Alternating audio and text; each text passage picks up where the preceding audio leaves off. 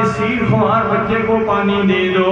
اللہ اللہ ظالم کہنے لگے، انہوں نے تانا دیا، تانے کے طور پر کہنے لگے،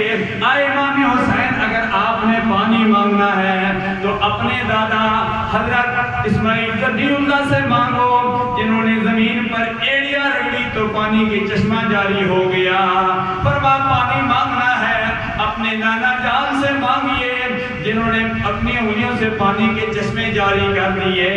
اللہ اللہ امام حسین نے فرمایا، آج ظالموں اگر میں چاہوں تو آسمان سے بھی پانی برس سکتا ہے، زمین سے بھی چشمے جاری ہو سکتے ہیں، لیکن رب ذوالجلال آج یزیدیو آج تمہارے جبر کی انتہا کو دیکھنا چاہتا ہے اور امام حسین کے صبر کی انتہا کو دیکھنا چاہتا ہے۔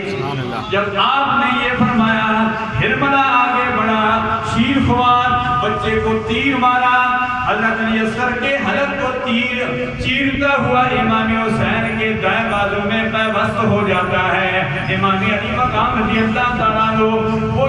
شیر خوار اللہ اللہ امام حسین رضی اللہ تعالیٰ عنہ اس تیر کو اپنے بازو سے نکالتے ہیں، خون کے فوارے بہہ نکلتے ہیں، خون آسمان کی طرف اچھالنا چاہتے ہیں، آواز آتی ہے، آئے امام حسین اس مظلوم کا خون آسمان کی طرف نہیں اچھالنا، ورنہ قیامت تک آسمان سے پانی نہیں برسے گا، زمین پر ڈالنا جا،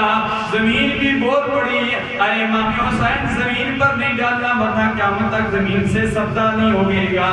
اللہ اللہ امام علی مقام رضی اللہ تعالیٰ عنہ نے ایک کہتے ہوئے خون اپنے چہرے پہ مل دیا کہ انکار آسمان کو ہے راضی زمین نہیں، اے علی اصغر تیرے خون کا ٹھکانہ کہیں نہیں۔